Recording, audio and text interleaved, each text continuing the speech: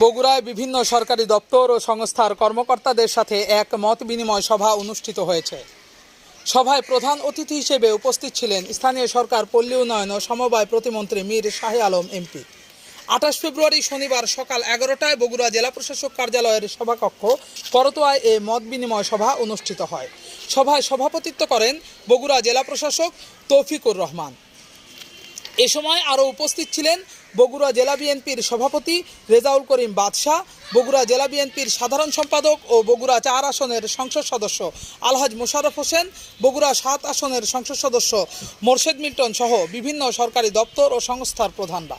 সভা শুরুর আগে জেলা প্রশাসক প্রতিমন্ত্রীকে ফুলেল শুভেচ্ছা জানান।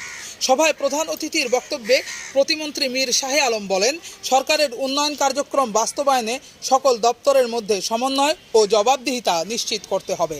তিনি স্থানীয় সরকার ব্যবস্থাকে আরও কার্যকর ও জনগণমুখী করার উপর গুরুত্ব আরোপ করে আরও বলেন,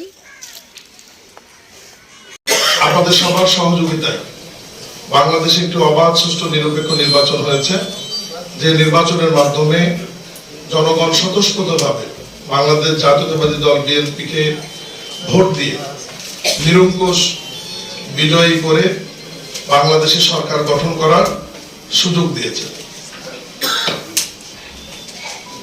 আপনারা সবাই জানেন যে এই বগুড়ার শহীদ রাষ্ট্রপতি জিয়াউর রহমানের জন্মস্থান। সাবেক প্রধানমন্ত্রী, জননন্দিত নেত্রী মরহুমা বেগম খালেদা জিয়া বগুড়ার বৌমা। বর্তমান বাংলাদেশের ইতিহাসে সবচাইতে জনপ্রিয় মাননীয় প্রধানমন্ত্রী জনাব তারেক রহমান এই বগুড়ার সন্তান, এবং উনি বগুড়া এই সদর আসন থেকেই বিপুল ভোটে নির্বাচিত হয়েছিলেন।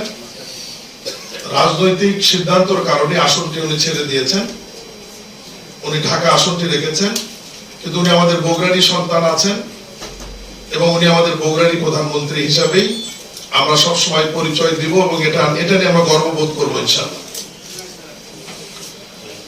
সমিত কর্মকর্তাবৃন্দ, আমরা বাকি বগুড়ার মানুষ যেহেতু সবকটি আসনে বিপুল ভোট দিয়ে বিএনপির মনোনীত প্রার্থীদের নির্বাচিত করেছে, বগুড়া মানুষের প্রচুর আশা আকাঙ্ক্ষা রয়েছে, আমাদের বঞ্চনা রয়েছে, বঞ্চিত দায়ভার রয়েছে।